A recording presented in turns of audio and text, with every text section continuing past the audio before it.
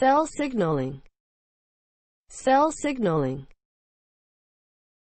Cell signaling is part of any communication process that governs basic activities of cells and coordinates multiple cell actions. The ability of cells to perceive and correctly respond to their microenvironment is the basis of development, tissue repair, and immunity, as well as normal tissue homeostasis.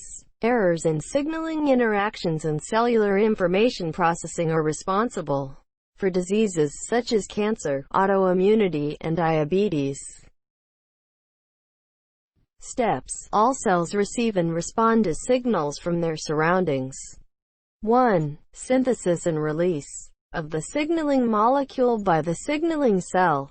2. Transport of the signal to the target cell. 3. Binding of the signal by a specific receptor leading to its activation.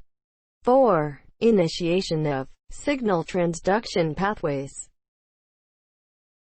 Types. Intracrine signals are produced by the target cell that stay within the target cell.